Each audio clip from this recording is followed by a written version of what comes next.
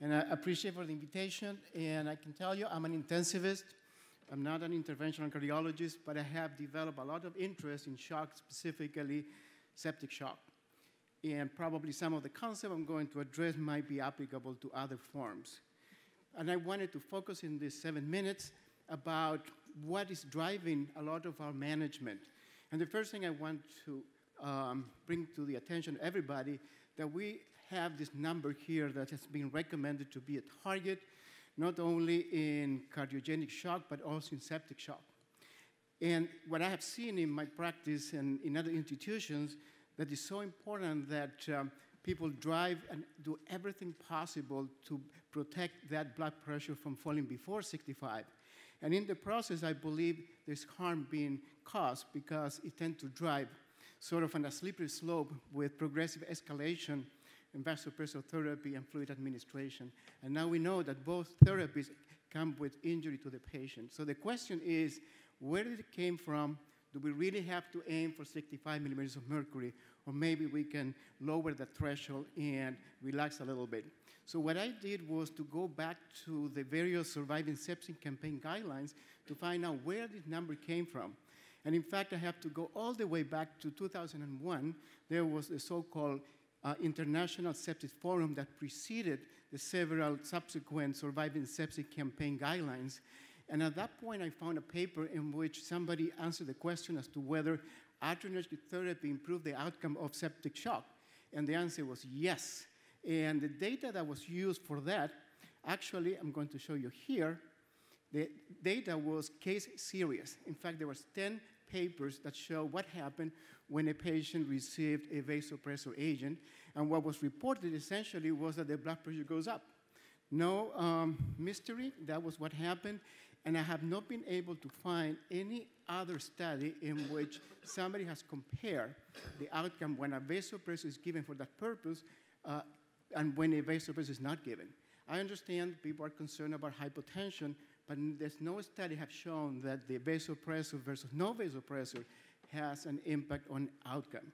And if we fast forward and look at what we're using today to analyze data, the GRACE system, which actually has been used by the surviving sepsis campaign since 2008, it turns out that the GRACE is very clear that no matter what kind of data you want to use to deliver evidence, you have to find a comparator. So to the best of my effort to find the evidence, I couldn't find it.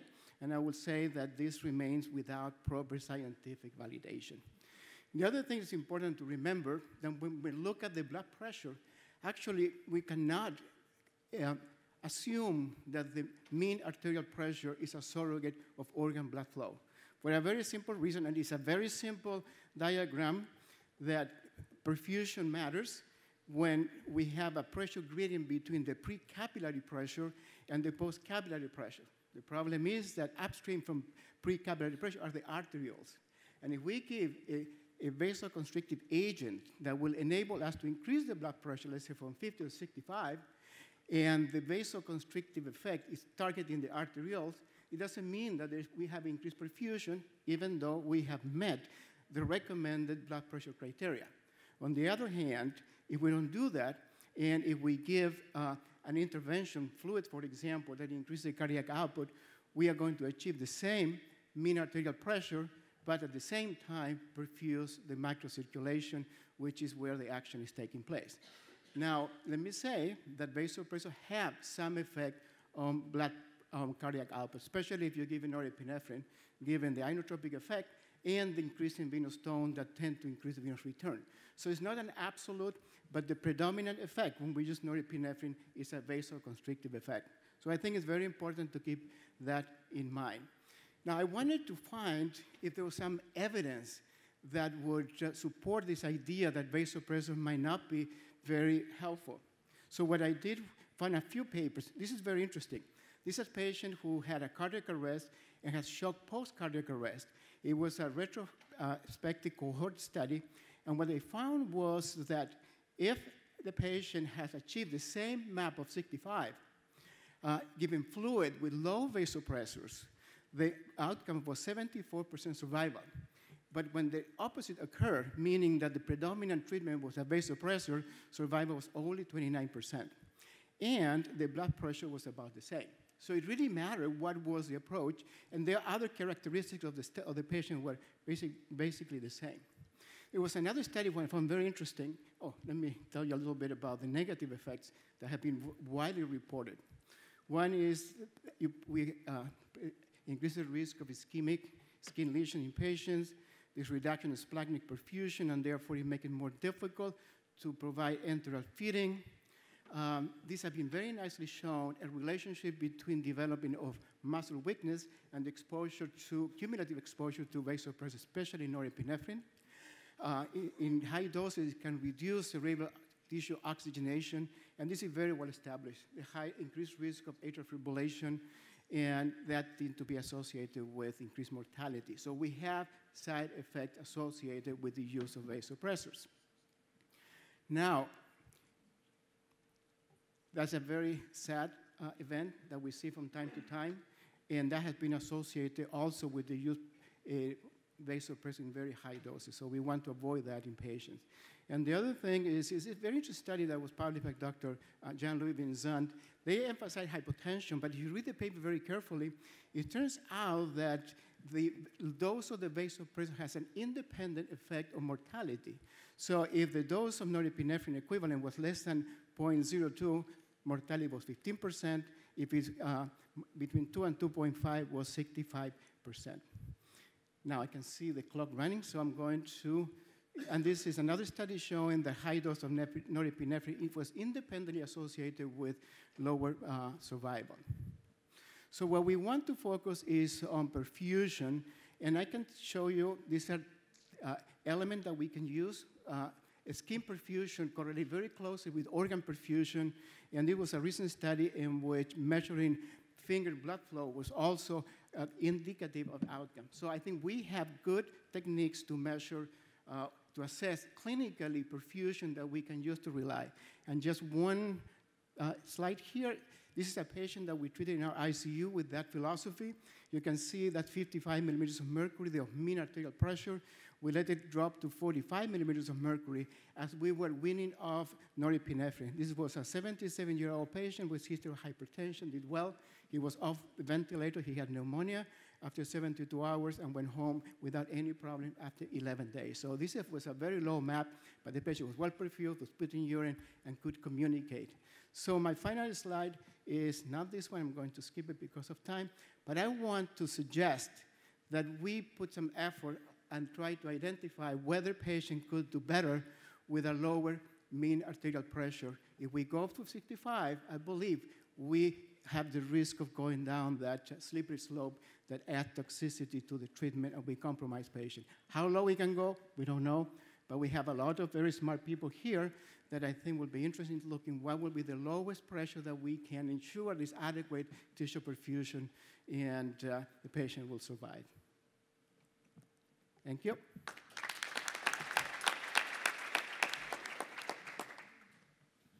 Thank you. That is really fascinating. So in your experience, at least as a cardiologist, I would think that young people are more durable and you can run them with lower blood pressures and things to avoid ischemia, and older folks maybe need more. But what is your experience? I work in a VA hospital, so you can imagine that most of our patients are old and have a lot of comorbidity. This particular gentleman had history of myasthenia gravis in the past, and he had a history of hypertension. And I remember him at the bedside making the decision when to intubate because he developed pneumonia. He has increase in the work of breathing. I'm talking to him. He's having urine output. The hand was warm, and the mean arterial pressure was about 55 at that particular time. So I think you're right. That's a concern. But in my experience, I think we probably have a much lower threshold for autoregulation, especially heart and brain. I'm not sure about the kidney, but I think the body is very wise and find ways to maintain perfusion even at lower mean arterial pressures. Raul, do you think that we could use the CVP more in terms of deciding the threshold of blood pressure? If you have a CVP in a patient that's basically vasodilated septic of 0 to 2, and your trans gradient, and you're giving fluids, you're on Levofed, but you don't want to go to rocket fuel, and your trans organ gradient is 45 to 50 by just maintaining a map of 45 to 50, because that CVP is not going. I mean, do you think maybe that could be a strategy to deploy and do a clinical trial? Because that's how I was taught, and again, when I come back in the ICU and later in the evening, the map is 65 on double Levofed, right. Even though the CVP hasn't come up above 5. And I just wonder, I just don't think we know how much, someone made a comment about this, we don't know how much pressure gradient equals organ perfusion, but it would make sense to me that if your CVP is lower, then you may be able to live with a lower map. And the converse, if the CVP is 20 and the RV is failing, we've all been able to see someone that gets a phenylephrine surge, and just you can recruit the RV into function, the CVP drops with that. So I just wonder if you use that into your equation when you're managing patients. Not in that way, but I do believe that the first stop, as Dr. DeBack pointed out, is fluids. And I think we should go backwards. We should first establish whether the patient is hemodynamically compromised or not. If the answer is no, we don't have to do anything. If the patient is hemodynamically compromised, my first question is there a condition of fluid responsiveness? And I know a lot of people look at CVP. We are being good at measuring the IVC with sonosite, because the absolute pressure is not that reliable. What really matters for cardiac function is the transmural pressure. So it's true that maybe the CVP is okay, but we don't know exactly what is the transmural. I will look where we are in that Stalling curve by giving a bit of fluid. So I know your point, reducing, but probably the magnitude will be relatively minor in terms of, if you bring it from 20 to 10, it's only 10 millimeters of mercury. So I don't think it's going to be such impactful.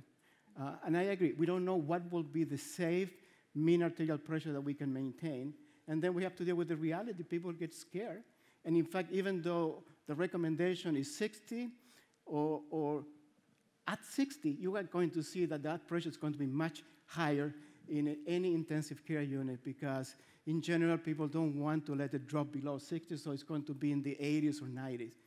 But I think we need to find a way to, number one, find out whether we can treat the patient safely with a lower mean arterial pressure, and number two, how to deliver that safely.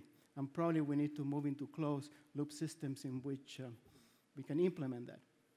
I'd like to ask you a question about the patients with out-of-hospital cardiac arrest who may be getting therapeutic hypothermia or targeted temperature management, and they're a little bit hypotensive, and you're concerned about watershed neurologic occurrences. What strategies do you tend to unfold for them? I cannot give you an answer to that, because I just don't know. We know that it probably is possible that the cerebral autoregulation might be impaired in somebody who suffered cardiac arrest. Now, if you look at the recommendation, they aim for a higher blood pressure. At the same time, I haven't seen data that is persuasive enough to convince me that we have to take that number religiously. And I think at the same time, that patient probably also had post-resuscitation myocardial dysfunction. So what might be good for the brain might be worse for the heart. I just want to say that it's a very important issue to resolve, and we don't have enough data.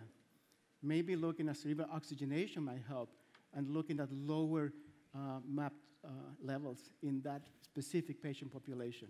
At the same time, hypothermia might reduce tissue oxygen requirements, so you might be in a safer environment. I think so this is an area of interest of mine, trying to figure out what will be a good blood pressure for my patients. And trying to interpret the observational studies, it's nearly impossible, because a patient with a lower blood pressure is sicker, and then because they're sicker, they're more likely to die. And is that because they're hypotensive, or is the hypotension a manifestation of their illness? It's hard to know. I have some stuff that I'm trying to get published that shows that that my cardiogenic shock patients who have MAPs that are less than 65 do worse, and less than 60 do even worse. Once it's above 65, it probably doesn't matter. But again, that's patients treated in lots of different ways. What does it mean? But it certainly sounds like a pretty obvious, straightforward clinical study we could do, randomizing patients with cardiogenic shock, MAP of 60 versus MAP of usual care 70, whatever. The other question I want to ask people is, there has been some discrepancy between radial arterial monitoring of blood pressure versus a larger artery, brachial, or axillary or femoral. And I would be interested to know if anyone routinely does more proximal arterial lines for monitoring.